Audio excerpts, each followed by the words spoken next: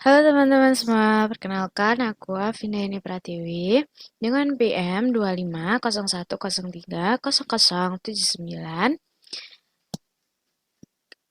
Aku membuat video ini guna memenuhi tugas PJBL mata kuliah aplikasi komputer.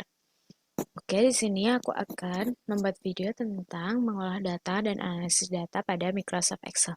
Semoga ini juga membantu untuk teman-teman semua. Oke, kita mulai saja. Teman-teman, ini untuk soalnya.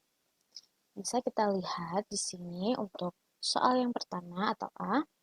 Kita berdasarkan data set yang tersedia, hitunglah jumlah karyawan pada Departemen Legal yang memiliki tingkat kepuasan kerja yang tinggi, tetapi juga memiliki tingkat stres yang tinggi. Oke, ini mudah ya teman-teman. Di sini kita bisa buka untuk data set yang ada. Ini, oke, teman-teman di sini bisa menggunakan fungsi COUNTIF. Nah, kita tulis untuk rumusnya, jangan lupa sama dengannya, COUNTIF. Yang ini, kita klik, lalu kita cari untuk departemen. Nah, untuk departemen kolomnya kita blok, lalu kita tulis untuk rumusnya koma, lalu pilih untuk departemen legal, lalu kita cari untuk kepuasan tertinggi. Ada di job satisfaction, lalu pilih angka yang paling tinggi yaitu di angka 5. Lalu kita beralih ke stres. Kita blok kolom stres, lalu kita pilih untuk stres tertinggi itu ada di angka 1. Lalu kita tutup kurung, kita enter, lalu sudah ketemu untuk departemen legal atau karyawan departemen legal yang mempunyai tingkat kepuasan kerja tertinggi tetapi juga mempunyai tingkat stres tertinggi, yaitu ada 25 karyawan. Oke, untuk nomor 1 atau poin A itu sudah selesai. Lalu kita bisa beralih ke pertanyaan kedua. Pertanyaan kedua di sini, gunakan variabel Marial Status untuk menganalisis rata-rata pengalaman kerja pada setiap kategori status pernikahan. Tentukan kategori dengan rata-rata pengalaman tertinggi dan kategori dengan rata-rata pengalaman terendah. Kemudian jelaskan langkah-langkah analisis data yang Anda lakukan. Oke, di sini kita bisa kembali ke dataset yang kita punya. Di sini kita bisa menggunakan pivot table. Jadi untuk langkah-langkahnya, kita blok seluruh dataset, lalu kita klik insert. Nah, di sini kita pilih pivot table. Oke. Kenapa sih kita menggunakan pivot table? Karena data yang akan kita olah itu berjumlah sangat banyak. Sehingga untuk mempermudah kita menggunakan pivot table. Nah, di sini sudah muncul untuk select a table of range, table range itu diisi untuk seluruh dataset. Lalu jangan lupa existing worksheet. Lalu lokasinya bisa sesuai yang teman-teman inginkan atau di sheet baru ya teman-teman. Di sini kita klik aja lalu klik OK. Nah, udah muncul. Di sini kita perlu cari Marial status ya teman-teman, maaf. Di Marial status kita klik. Nah, di sini udah ketemu untuk statusnya. Di sini kita mencari values untuk statusnya sesuai pengalaman. Nah, experience ini kita drag atau seret ke values. Nah, udah ketemu. Tetapi karena di sini bentuknya masih sum of experience, jadi kita klik aja. Kita klik untuk value path setting, kita pilih yang average karena kita disuruh untuk mencari rata-rata. Lalu klik OK. Nah, oke, sudah ketemu di sini ya teman-teman. Bisa kita lihat untuk rata-rata pengalaman itu ada di job level Wedgwood atau 19. Oke, untuk rata-rata yang terendah itu ada di single. Oke, untuk poin B kita sudah selesai untuk mengerjakan. Sekarang kita bisa beralih ke poin C.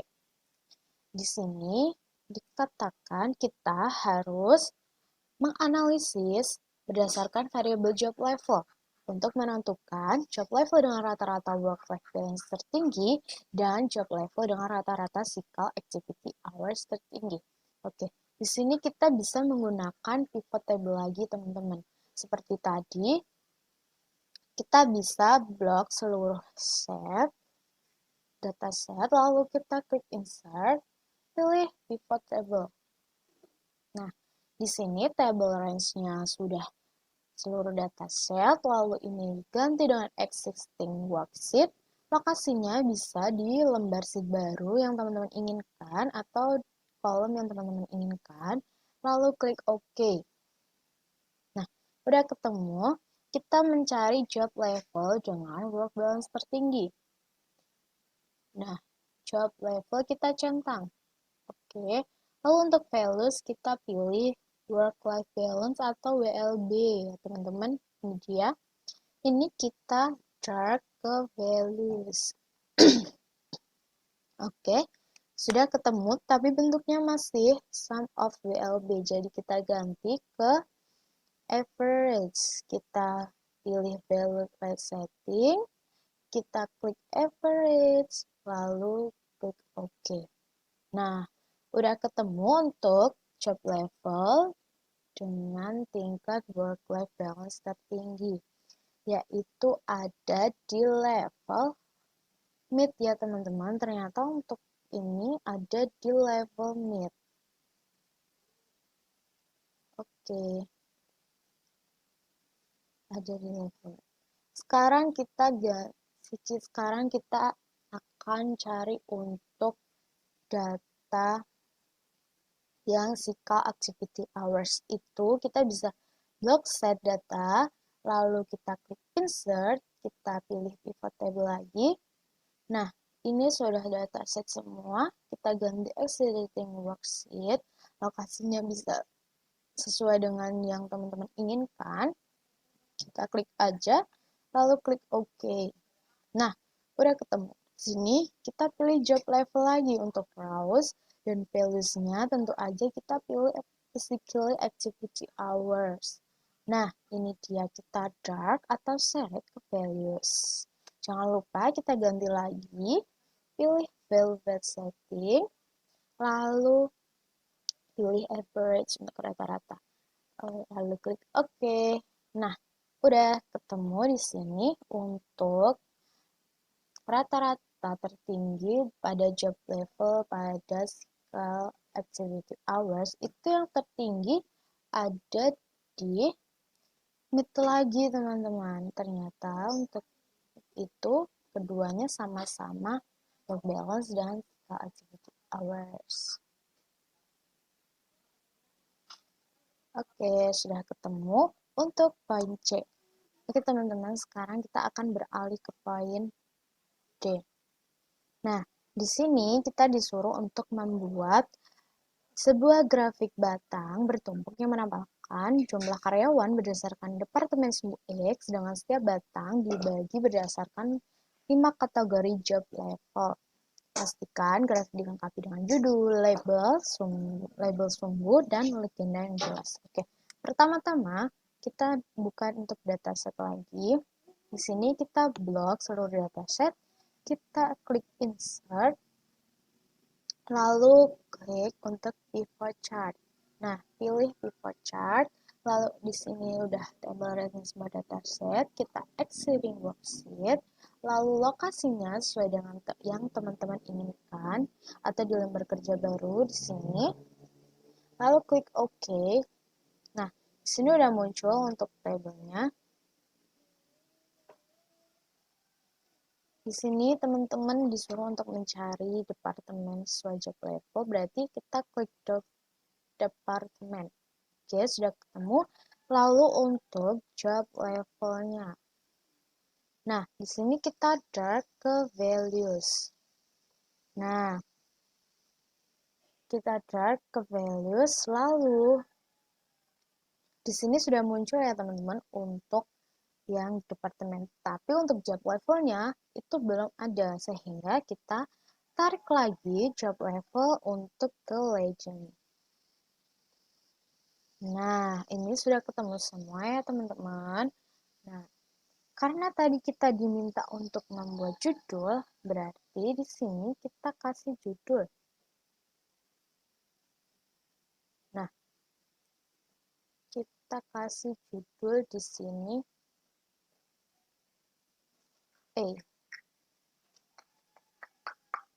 Kita kasih judul di sini.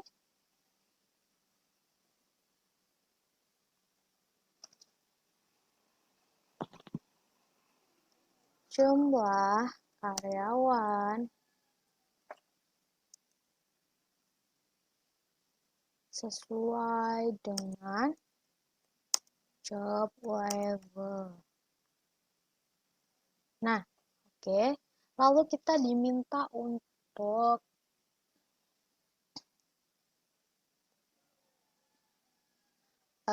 apa tadi? Diminta untuk judul dan label.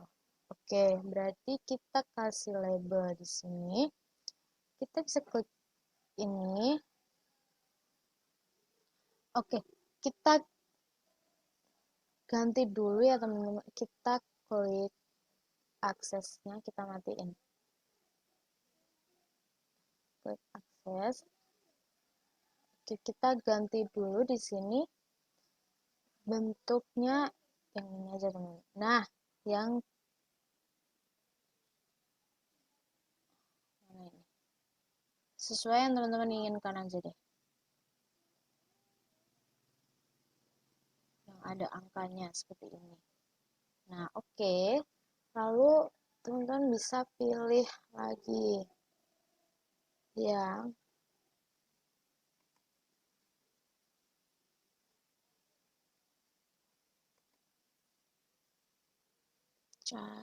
chart type ini. Jadi teman-teman bisa pilih yang lebih lebar. Atau mungkin milih yang ini, bisa ini, bisa. Sesuai dengan preferensi teman-teman masing-masing. Nah, ini bisa kita ubah lagi jadi lebih rapi. Nah, kita pilih yang ini aja. Oke. Udah. Sekarang karena ini masih kecil-kecil jadinya aksesnya kita hapus. Nah, oke. Oke, udah jadi ya teman-teman untuk grafik dari jumlah karyawan sesuai dengan job levelnya. Oke, teman bisa besarin, kecilin sesuai yang teman-teman inginkan. Nah, di sini teman-teman bisa lihat untuk karyawan IT itu pada job level senior itu mempunyai angka yang lebih besar. Berarti mempunyai karyawan senior itu lebih besar pada IT. Lalu untuk HR sendiri ternyata itu mereka tidak mempunyai karyawan intern ya teman-teman. Hanya mempunyai 5. Oh, ada tapi hanya 5. Berarti paling sedikit itu intern pada job level intern itu ada di HR. Lalu ternyata untuk karyawan yang paling banyak itu ada di IT juga, teman-teman. Di sini ada sekitar 700-an lebih. Oke, yang kedua itu ada di finance. Finance ada di angka 600-an lebih karyawan. Oke. Untuk yang poin D kita sudah selesai. Sekarang kita ke poin E. Oke, di sini poin E,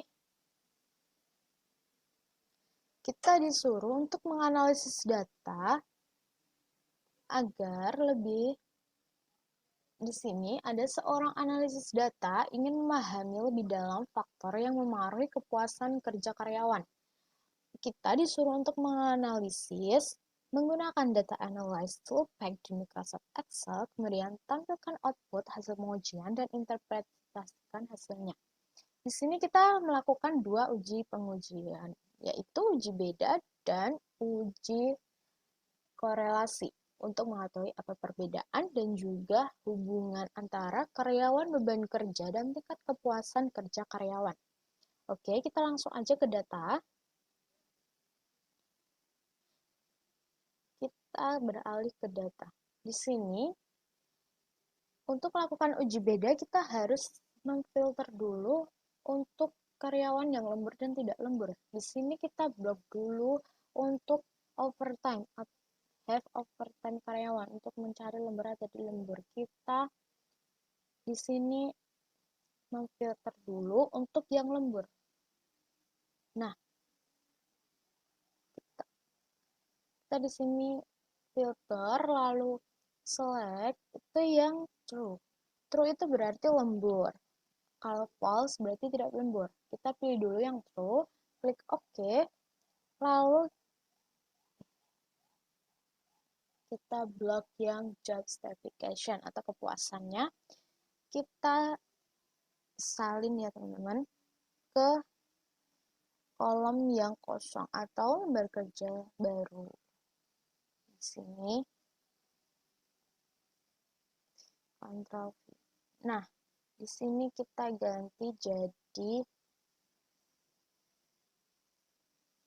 lembur. Lembur. Oke. True. Ya ampun. True atau lembur sama aja. Nah, terus di sini kita kembali ke dataset. Kita filter lagi untuk yang overtime ke false yang tidak lembur. Yang true kita matikan. Lalu oke. Nah, udah ganti yang job specification-nya, kita salin lagi. Sini, ke sebelah yang true. Nah, ini kita ganti jadi false. Nah, oke, seluruh data ini udah ketemu ya teman-teman. Sekarang kita analisis, lakukan uji beda. Kedua data tersebut di blok, lalu kita beralih ke data, klik data di sini, lalu kita pilih data analyze. Oke. Nah, di sini kita pilih yang di bawah ini. T-test to sample assuming unique variance. Oke, kita klik OK. Nah, oke, untuk variabel 1 itu kita klik true. Nah, variabel 2 kita klik false. Nah, di sini jangan lupa klik labels-nya. Alpha-nya sudah 0,05 benar. Lalu output range. Nah, di sini teman-teman bisa pilih yang dimanapun yang teman-teman suka. Nah, di sini klik OK. Oke, di sini teman-teman udah ada hasilnya ya. Kita rapiin dulu. Nah, oke.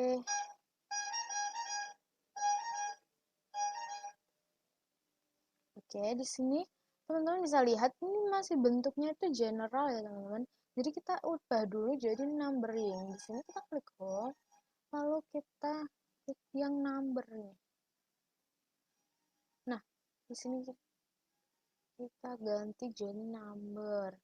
Oke, dari 2 aja di belakang koma, lalu klik OK. Nah, udah ketemu nih. Ini bisa lihat P untuk uji bedanya di sini 0,0. Oke, ternyata di sini ada perubahan, di sini ada perbedaan yang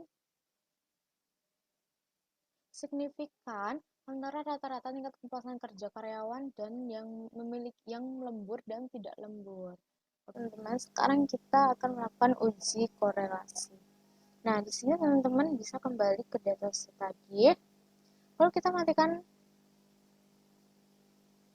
filternya, kita matikan dulu.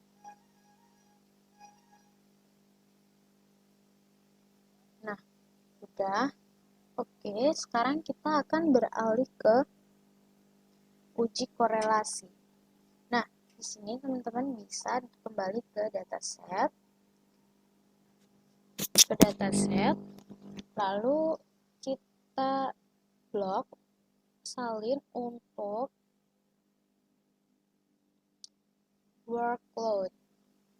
Nah, ini kita salin sini aja. Oke, lalu salin juga untuk data job satisfaction atau kepuasan. Karena kita mau nguji adakah hubungan antara kepuasan dan beban kerja. Oke, di sini. Oke, kita blok aja keduanya. Nah, ya. Ini kita beralih ke menu data ya teman-teman. Kita ke data analisis, kita pilih yang korelasi. Klik OK. Yang range-nya kita bisa pilih keduanya. Ini kita blok. Nah, jangan lupa table inverternya dicentang. Untuk output range-nya, teman-teman bisa pilih di sini.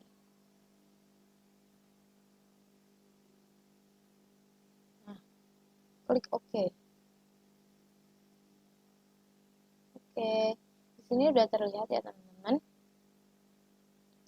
Kalau workload dan job satisfaction itu ada hubungan yang signifikan, yaitu 1, dan punya hubungan yang negatif. Karena semua poin yang sudah kita kerjakan sudah selesai, mungkin oke teman-teman, karena semua poin sudah saya kerjakan, mungkin saya akhiri untuk video ini. Sampai berjumpa lagi. Terima kasih. Wassalamualaikum.